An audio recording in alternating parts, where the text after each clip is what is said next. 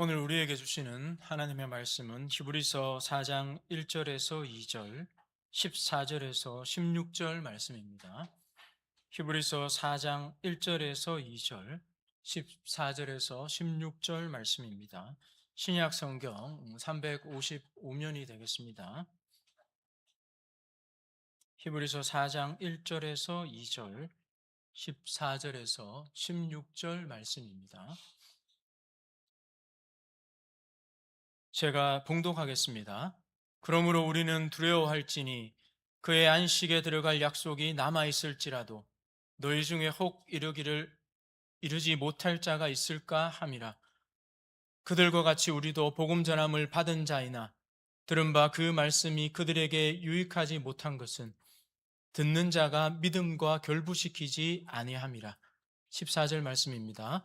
그러므로 우리에게 큰 대제사장이 계시니 승천하시니 곧 하나님 아들 예수시라. 우리가 믿는 도리를 굳게 잡을지어다.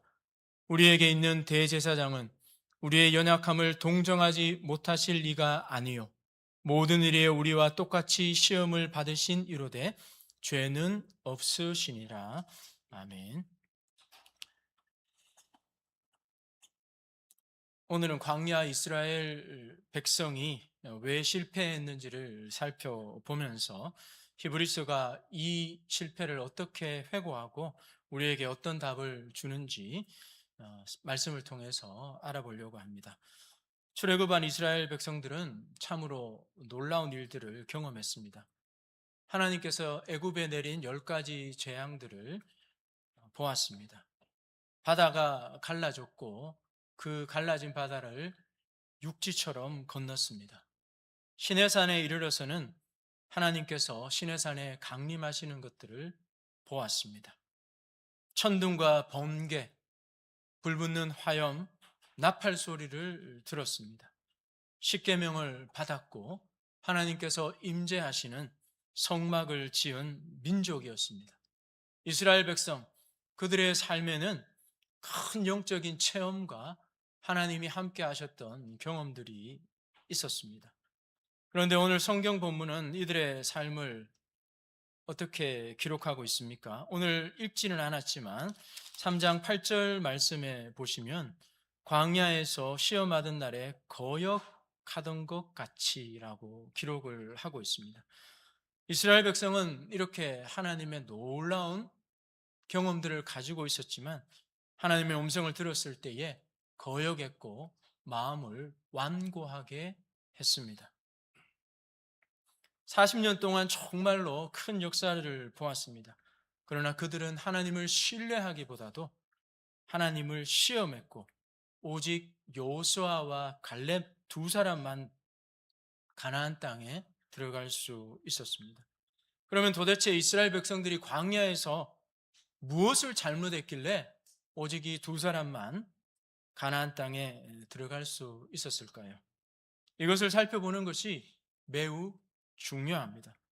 왜냐하면 광야에서 드러난 이스라엘의 범죄는 단순하게 한 민족의 역사나 어느 사람의 실패에 머무는 것이 아니라 그 실패는 광야 같은 인생을 살아가고 있는 우리 모습과도 너무나 많이 비슷하기 때문입니다. 이스라엘 백성은 이 시험의 과정을 제대로 통과하지 못했고 오히려 그들은 광야에서 크게 범죄했습니다. 우리는 이스라엘이 크게 범죄한, 실패한 세 가지를 살펴보고자 합니다. 우리가 먼저 살펴볼 것은 결핍에 대한 시험이었습니다. 이스라엘 백성들은 물이 없을 때 하나님을 원망하고 불평했습니다. 이 기록은 출애굽기와 민수기, 신명기, 그리고 시편, 히브리서에 기록되어 있습니다. 성경에서 여러 차례 반복해서 등장을 하고 있습니다. 하나님께서는 과거의 사건을 반복적으로 기억해 내시면서 우리로 하여금 우리의 인생에서 하나님이 어떤 분이신가를 깊이 있게 알게 하십니다. 출애굽기 17장에서 이스라엘 백성은 출애굽한 지 얼마 지나지 않아 르비드음이라는 지역에 도착했습니다. 르비드음이라는 이름은 안식, 평화의 자리라는 뜻입니다. 안식의 자리에 도착했지만 물이 없어서 그들은 평화가 깨어졌습니다. 단순히 그들은 물이 없다고 불평한 것이 아니었습니다. 그들이 무엇이라고 말했습니까? 출애굽기 17장을 보면 물이 없음을 가지고 여호와께서 우리 중에 계신가 계시지 않는가 물었습니다. 이스라엘 백성은 결핍을 하나님이 계시지 않는 것으로 해석을 했습니다. 결핍과 물이 없다는 고통스러운 현실과 하나님이 계신가 계시지 않는가는 완전히 다른 것입니다. 이것이 일종의 죄의 유혹입니다.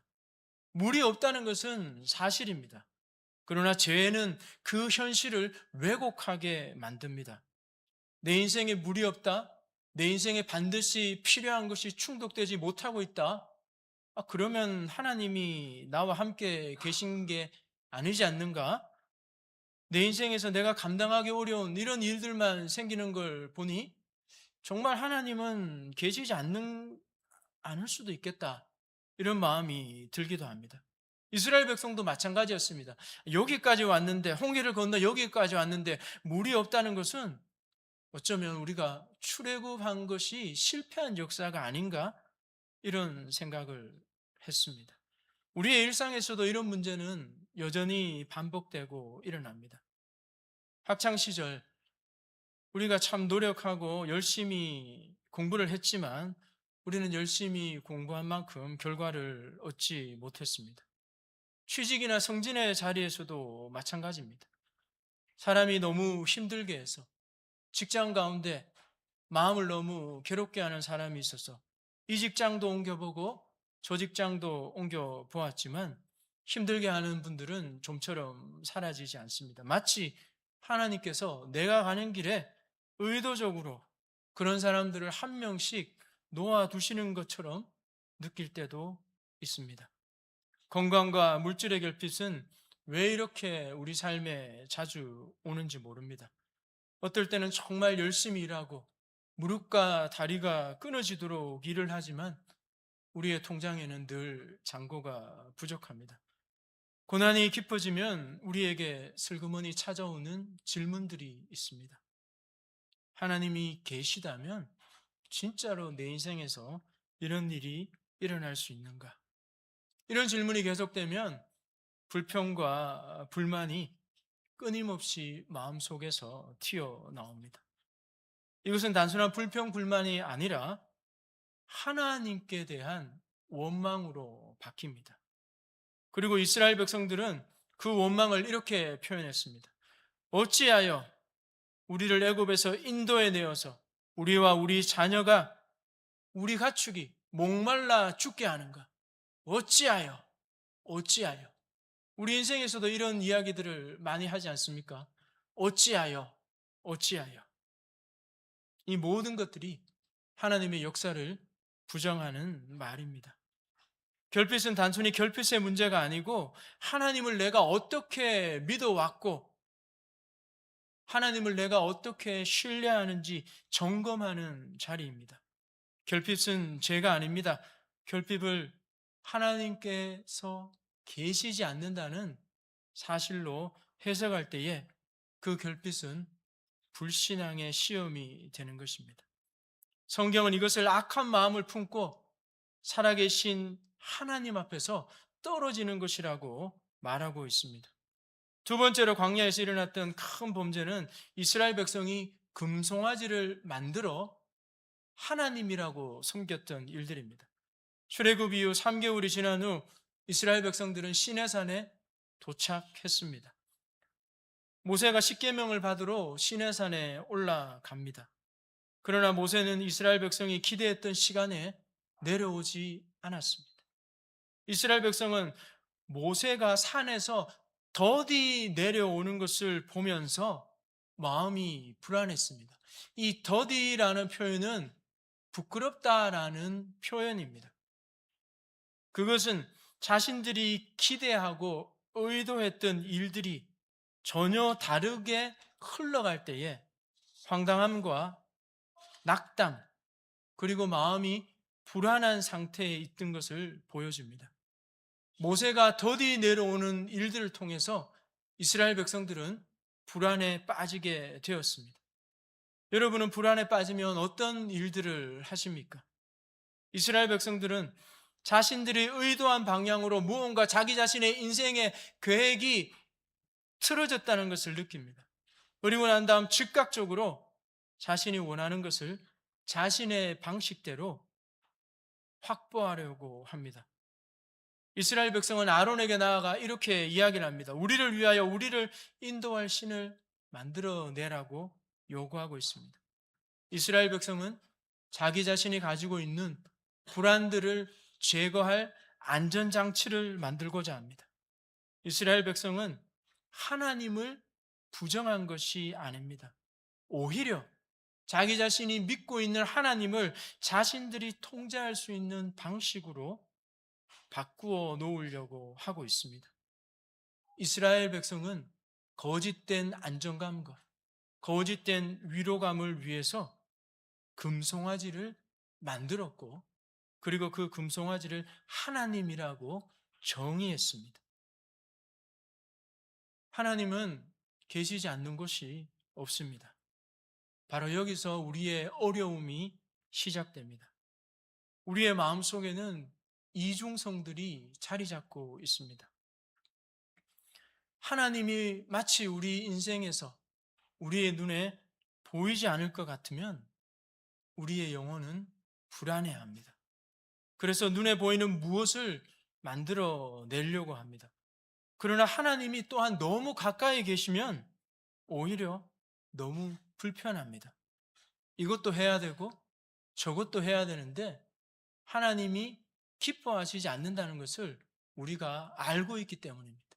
그래서 우리의 삶에서 기뻐하시지 않는 그 무언가를 선택하고 죄의 낙을 누리고 죄의 즐거움을 누리고 싶을 때에는 하나님이 우리의 인생 가운데서 계시지 않았으면, 내 인생을 주목하지 않으셨으면 하는 마음이 우리 마음속에 솟구쳐 일어나기도 합니다.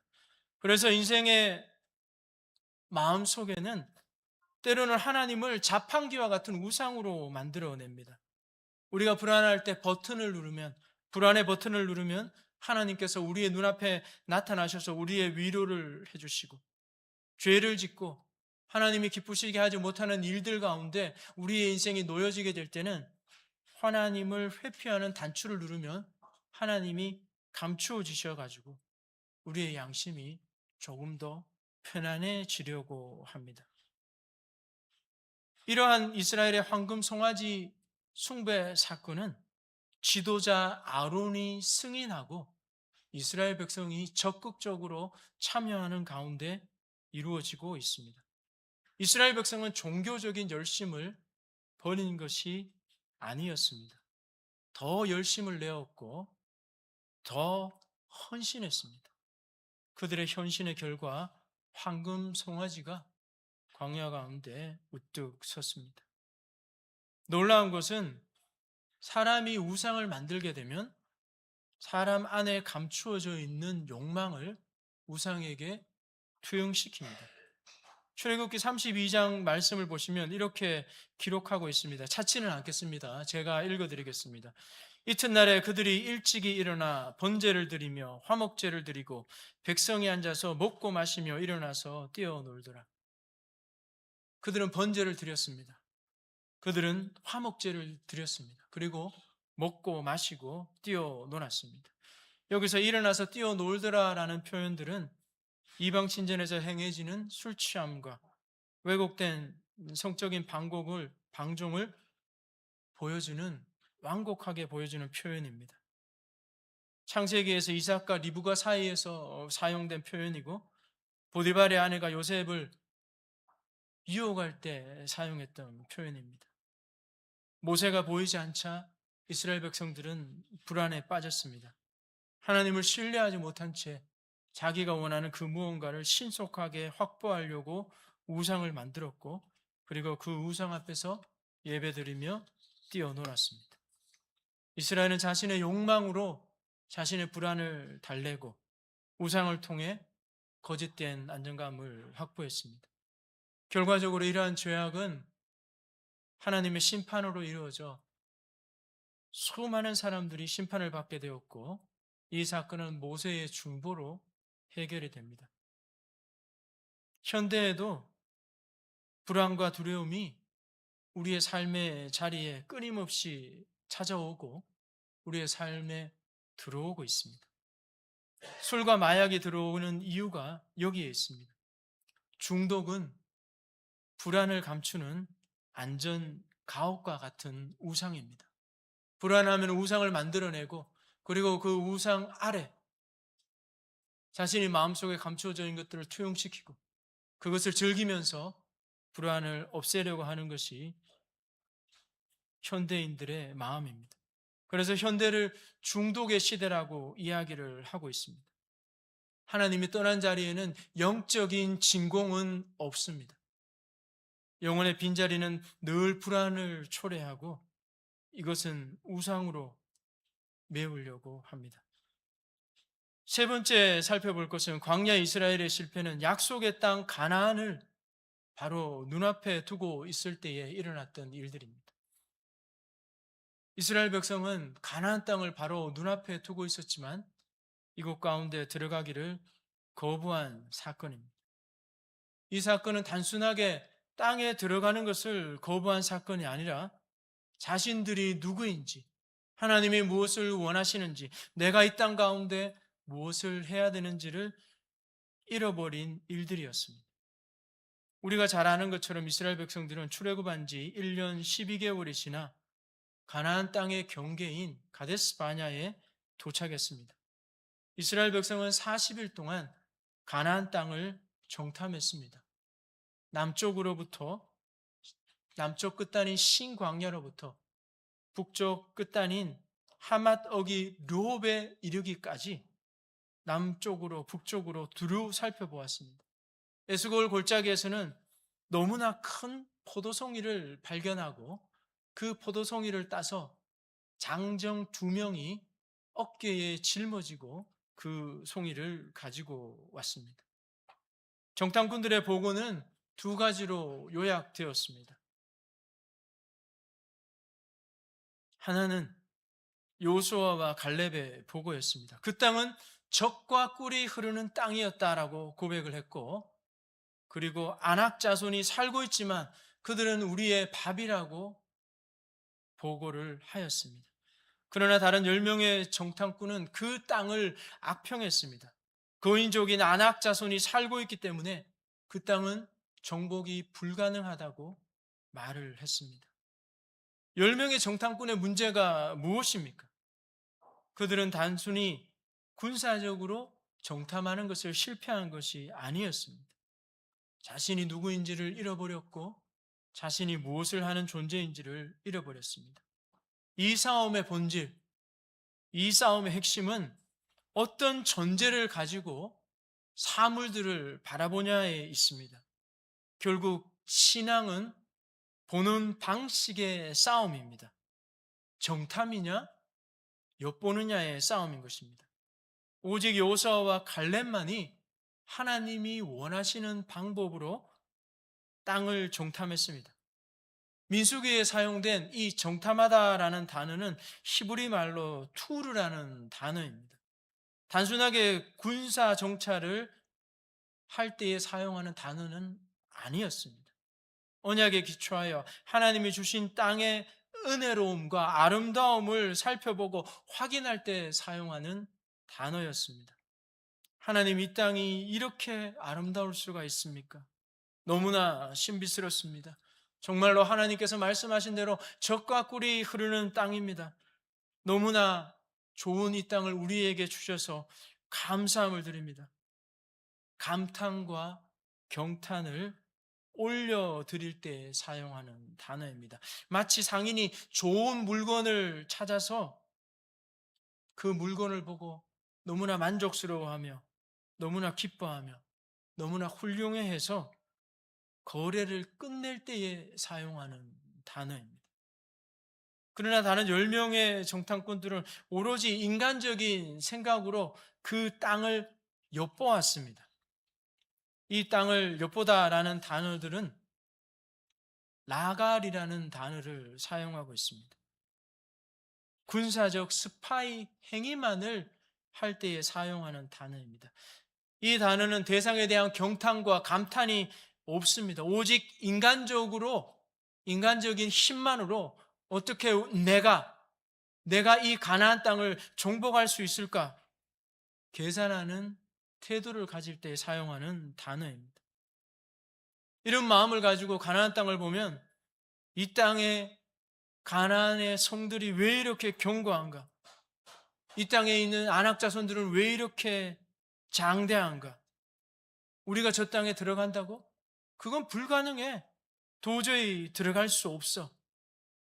이것은 철저히 하나님을 자신의 삶에서, 현실에서 완전히 배제하고 자신들이 가지고 있는 힘만으로, 내가 가지고 있는 에너지와 내가 가지고 있는 자원만으로 하나님의 주신 현실들을 바라볼 때에 사용하는 단어입니다. 두 그룹은 약속의 땅을 바라보는 관점이 완전히 달랐습니다. 하나는 믿음의 관점이었고 하나는 불신의 관점이었습니다. 여호수아와 칼렙이 믿음의 눈으로 바라보았을 때에 그 땅은 심히 아름다운 땅이었습니다. 심히 아름다운 땅을 원문으로 보면 그 땅이 좋다? 매우 좋다라는 뜻입니다. 창세기 1장에 나타나 있는 표현보다도 여호수아는 더 격한 표현으로 이 땅이 아름다운 땅임을 고백하고 있습니다. 창세기 1장 31절에서 하나님께서는 당신이 지으시는 이 땅들을 보면서 심히 좋다라고 말씀하셨습니다. 가나안 땅은 하나님께서 실패한 인생들, 실패한 이스라엘에게 새로운 창조의 안식을 누리게 하실 땅이고 그 땅은 일종의 회복된 에덴 동산과 같은 공간임을 여호수아와 갈렙은 믿음의 눈으로 확인했습니다. 그러나 불신의 관점으로 그 땅을 바라보았을 때에 그 땅은 심히 아름다운 땅이 아니라 거주민을 삼키는 땅입니다. 다시 말하면 가나안 땅은 적과 꿀이 흐르기 때문에 끊임없는 전쟁과 재난이 일어나는 땅, 저주받은 땅이라는 것입니다.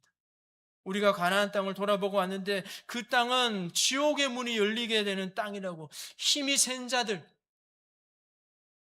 키가 장대한 자들, 군사력이 압도적인 사람만 이 땅에 머물 수 있다라고 그들은 보고했습니다.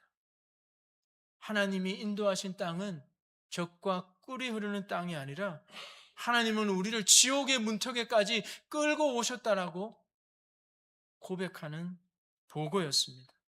성경은 이것을 악평했다라고 이야기를 하고 있습니다. 이 악평하다라는 단어는 디바라는 단어입니다. 여러분, 디바라는 단어 잘 아시고 계시죠? 이탈리아 말로 디바는 노래를 잘 부르는 아주 최고의 사람을 가리키지만 성경의 히브리 말로의 디바는 악평했다는 뜻입니다. 상대의 보고를 무너뜨리기 위해서, 하나님의 역사를 부정하기 위해서 악의적인 소문이나 나쁜 보고를 하는 것을 말합니다. 누구를 파멸시키려고 하고 있습니까? 믿음의 눈으로 그 땅을 보고한 요수아와 갈렙의 보고를 무너뜨리고 결국은 하나님을 불신하도록 만드는 것입니다. 이것은 세계 최초의 가스라이팅에 해당하는 것입니다. 여러분들도 잘 아시죠? 가스라이팅. 선동해서 타인의 심리와 상황들을 교묘히 조작해서 상대방이 스스로 판단하지 못하도록 그 판단을 의심하게 만들고 결과적으로 가해자에 대한 의존과 통제력을 강화시키는 정신적인 학대 행위입니다. 악평했습니다. 디바했습니다. 이스라엘 백성들은 이 잘못된 악평에 심리적으로 지배를 당했습니다. 하나님의 언약의 말씀은 무너지고 하나님의 약속은 신뢰되지 못했습니다. 하나님의 약속이 무너지고 하나님의 구속사적인 사건을 경히 여길 때에 사람들은 자기 자신을 메뚜기처럼 바라보게 됩니다. 10명의 정탐꾼은 눈에 보이는 현실에 완전히 압도되었습니다. 눈에 보이는 현실에 완전히 집어 삼켜져 버렸습니다. 자기 자신은 메뚜기처럼 보이기 시작했습니다. 그러니 무슨 일을 할 수 있겠습니까? 하나님의 약속을 저버린 자는 하나님만 저버리는 게 아니라 자기 자신을 메뚜기처럼 초라하게 볼 수밖에 없는 운명에 빠지게 되는 것입니다. 하나님을 버린 세대, 결국은 스스로 메뚜기가 버린 세대입니다. 우리의 삶은 어쩌면 늘 가데스 바냐와 같이 경계에 서 있습니다. 여러분은 이런 경계에 서실 때에 여러분의 삶을 어떻게 바라보고 계십니까? 투르하고 계십니까? 믿음의 눈으로 바라보고 계십니까? 라갈하고 계십니까? 단지 엿보고만 계십니까? 현실을 보면서 감사하고 계십니까? 아니면 이것까지 인도하셔서 정말 감사합니다. 하나님께 고백하고 계십니까? 아니면 악평하고 계십니까? 잠언 18장 21절 말씀에 이렇게 기록하고 있습니다. 죽고 사는 것이 혀의 힘에 달렸으니 혀를 쓰기를 좋아하는 자는 혀의 열매를 먹으리라라고 이야기합니다. 사람 앞에서도 마찬가지고 하나님 앞에서도 마찬가지입니다. 혀는, 우리가 말하는 이 혀는 우리의 마음속에 있는 내용들을 보여주는 일종의 창과 같습니다. 죽고 사는 것이 혀의 권세에 달려 있습니다.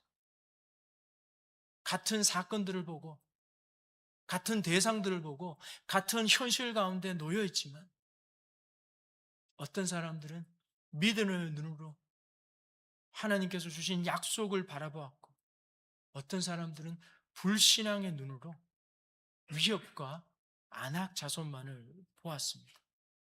문제는 이렇게 보든 저렇게 보든 가나안 땅은 달라지는 것이 아닙니다. 그 땅을 바라보는 눈이 달라져야, 그 땅을 바라보는 마음이 달라져야, 그 땅을 바라보는 생각이 달라져야 현실이 바뀌고 현실이 변한다는 것입니다. 우리도 일상에서 우리의 삶의 환경들을 바라보죠.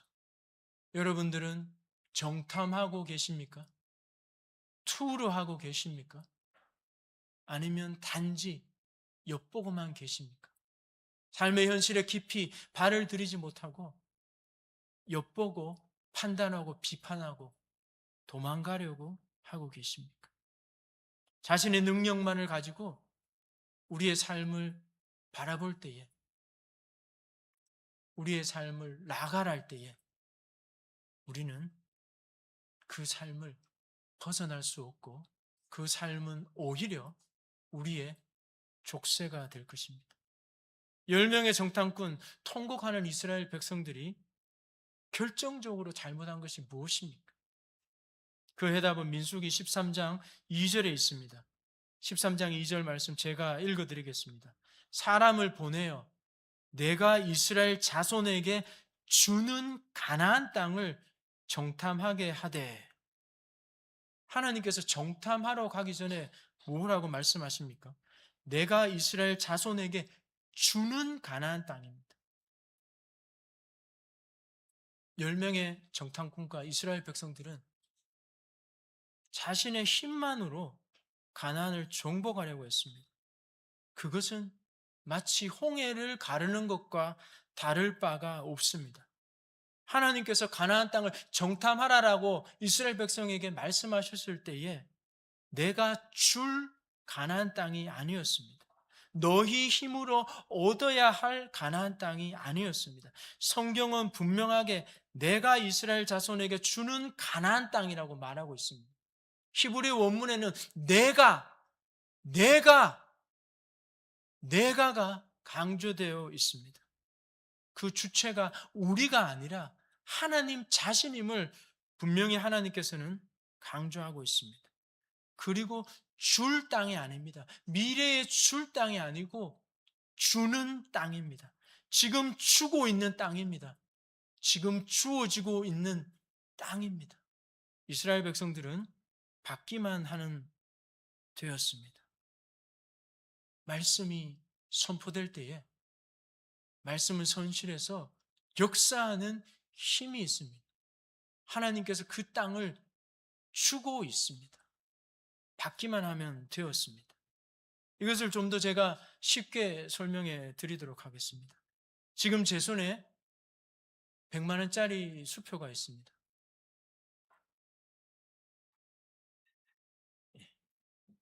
제가 이 100만 원짜리 수표를 여러분께 드립니다.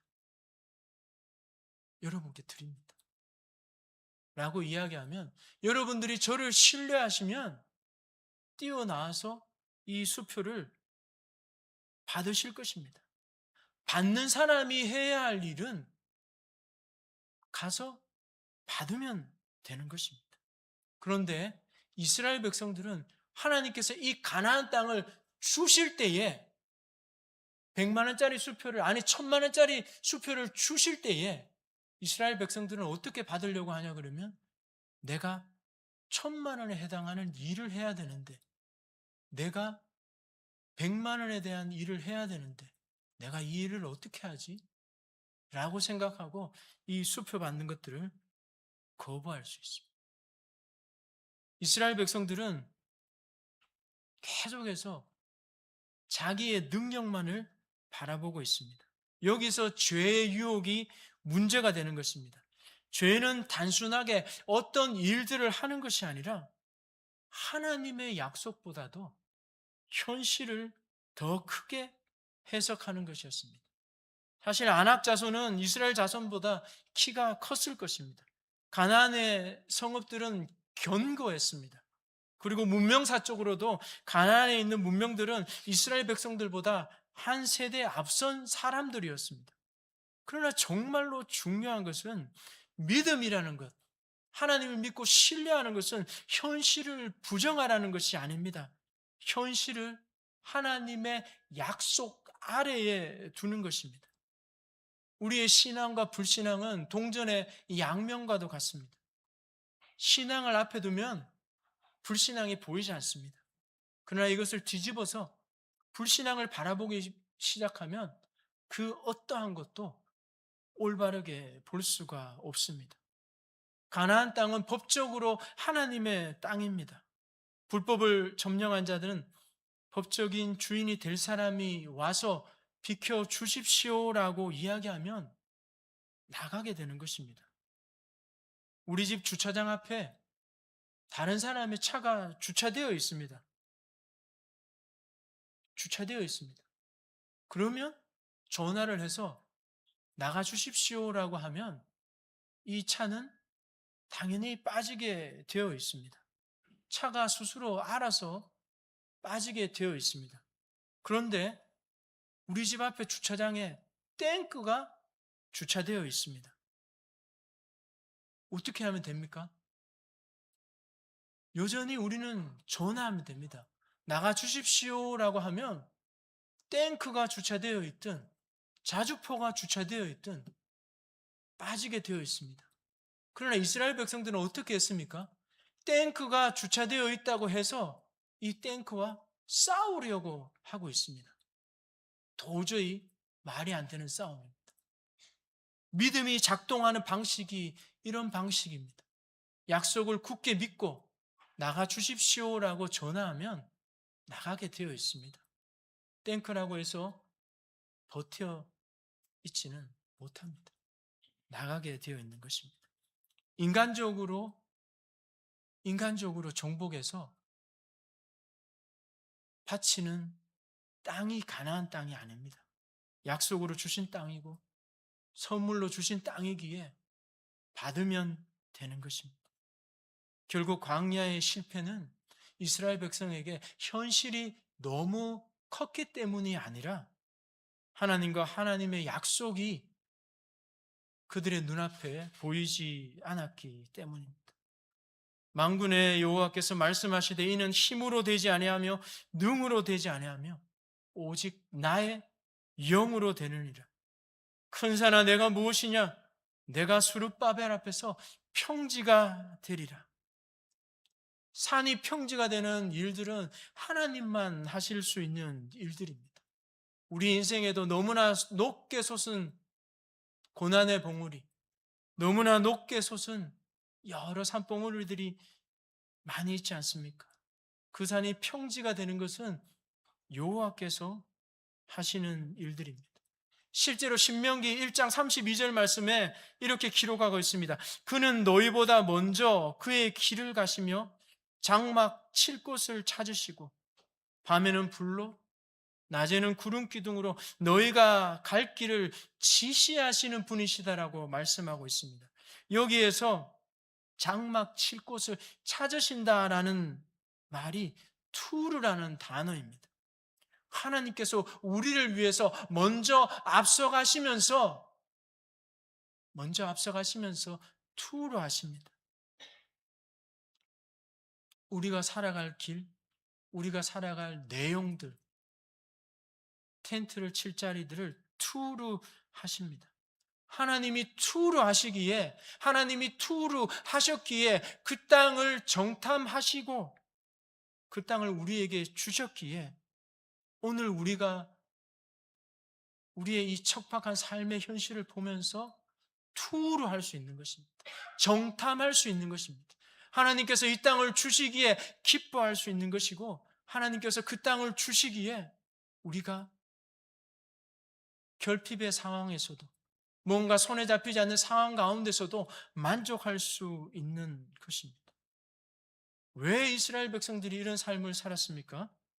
히브리서 4장 2절은 이렇게 우리에게 말씀을 하고 있습니다. 히브리서 4장 2절 말씀입니다. 오늘 우리가 찾은 말씀인데 함께 읽어보도록 하겠습니다. 히브리서 4장 2절 말씀입니다. 그들과 같이 우리도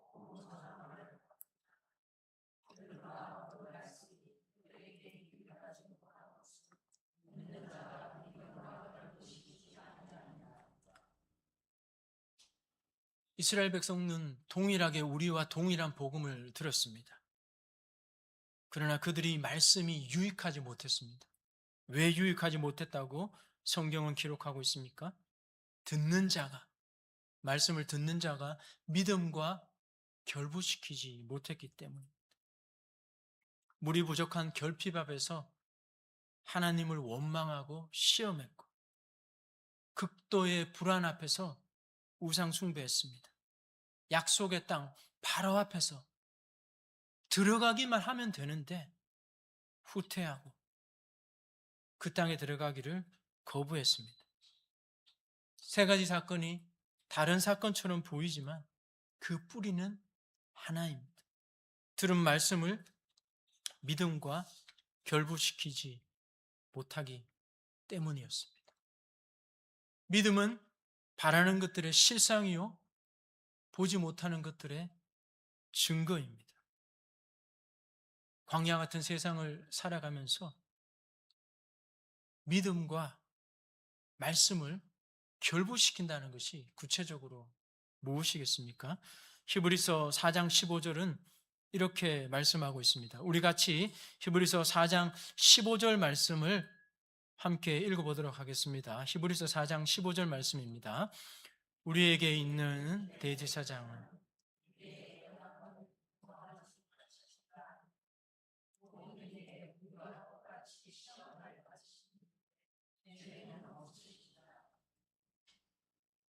예수님인 우리와 똑같은 사람이십니다. 그러나 모든 시험들을 이기신 분이십니다. 40일 굶주리시고 시험을 겪으셨습니다. 하나님의 아들로서 돌을 떡으로 만들어라고 이야기할 때에 결핍의 시험을 하나님의 말씀으로 이기셨습니다. 성전 꼭대기에 뛰어내려라고 하나님을 시험하라고 이야기했을 때에 예수님은 주 너희 하나님을 시험하지 말라라고 말씀을 인용하시면서 이기셨습니다. 경배의 대상을 바꾸기만 하면 천하 만국을 주겠다라는 그 영광 앞에 예수님께서는 말씀으로 이기셨습니다. 예수님이 승리하자 어떤 일들이 일어났습니까? 천사가 수종이 들고 수종 들고 들짐승들이 함께 계셨습니다. 예수님의 승리로 말미암아서 광야는 새로운 창조가 일어나고 있습니다. 광야는 마치 새 에덴 동산을 회복하는 것처럼 바뀌고 있습니다. 예수님께서는 그 광야, 우리의 삶의 그 부족하고 빈곤한 그 광야의 인생길 삶들을 새롭게 바꾸어 주시는 분이심을 보여주시기 위해서 맛보기로 우리 가운데 보여주셨습니다. 우리는 바람이 불고 풍랑이는 세대 가운데 살고 있습니다. 우리는 세상에 떠 있는 배와 같습니다. 세상은 여러 가지 거짓된 말과 거짓된 행동으로 우리의 배의 밑창을 구멍을 내려고 합니다. 그러나 예수님은 지금도 우리를 초청하고 계십니다. 예수님 안으로 들어와서 쉬어라고 말씀하고 계십니다. 수고하고 무거운 짐진 자들아 다 내게로 오라. 내가 너희를 편히 쉬게 하리라. 예수님께서 사탄과의 시험에서 승리를 하시고 열어놓으신 그 새로운 에덴 동산 가운데 우리를 초대하고 계십니다. 그렇기 때문에 4장 16절의 말씀은 이렇게 기록합니다. 그러므로 우리는 긍휼하심을 받고 때를 따라 돕는 은혜를 얻기 위하여 은혜의 보좌 앞에 담대히 나갈지어다라고 고백하고 있습니다. 말씀을 정리하겠습니다. 예수님께서는 우리에게 은혜를 주시는 분이십니다. 우리의 일상에 일어나는 결핍의 문제, 약속이 우리 안에 더디 이루어지는 문제, 세상에 머리를 숙이고 사탄을 경배하기만 한다면 세상의 모든 것들을 다 얻을 수 있다는 우상 숭배의 유혹뿐만이 아니라 우리를 메뚜기처럼 만드는 안악자손의 문제는 예수님 안에서만 해결될 수 있는 것입니다. 예수님은 우리를 사랑하시기에 우리의 일상에서 우리의 광야가 낙원이 되도록 늘 초청하고 계십니다. 그 낙원이 열리는 길들, 그 낙원에 머무르는 삶들은 오직 16절에 있는 것처럼 때를 따라 돕는 은혜를 얻기 위해서 은혜의 보좌 앞에 담대히 나아가는 것입니다. 우리가 때를 따라 돕는 은혜를 얻기 위해서 은혜의 보좌 앞에 담대히 나아갈 때에 하나님께서는 그리스도 예수께서 성취하신 그 복락들을 우리의 인생 가운데 펼쳐 주실 것입니다. 예수님을 굳게 붙잡고 날마다 은혜의 보좌 앞으로 담대히 나가서 예수 그리스도께서 다 이루시고 성취하신 복락들을 깊이 있게 누리는 산빛의 성도님들 되시기를 기도드립니다. 함께 기도하시겠습니다. 첫 번째 시험은 결핍의 시험이었습니다. 물이 없을 때 그들은 결핍을 하나님의 부재로 해석했습니다. 두 번째 시험은 지연의 시험이었습니다. 뭔가 내가 원하는 시간 가운데 이루어지지 않았기에 불안이 엄습했고 그리고 그 불안을 견디지 못해 하나님을 우상으로 바꾸고 거짓된 안정감을 획득했습니다. 세 번째 시험은 크기의 시험이었습니다. 세상이 너무나 커 보였습니다. 안악자손과 견고한 성읍, 내가 들어갈 자리, 안악자손과 견고한 성읍 때문에 나는 너무 작게 보였고 메뚜기처럼 보였습니다. 하나님을 의심했고 하나님을 통제하려 했고 하나님 앞 큰 현실 앞에서 믿음의 약속을 포기했습니다. 하나님, 말씀을 통하여 믿음의 원리들을 배우게 하셔서 감사함을 드립니다. 하나님, 믿음의 원리를 배우고 우리의 삶에 적용할 수 있도록 도와주시고, 때를 따라 돕는 은혜를 얻기 위하여 은혜의 보좌 앞에 담대히 나갈 수 있는 우리 산빛의 성도님들 되도록 역사하여 주시옵소서. 우리 그런 마음을 가지고 잠깐 기도하며 나가도록 하겠습니다.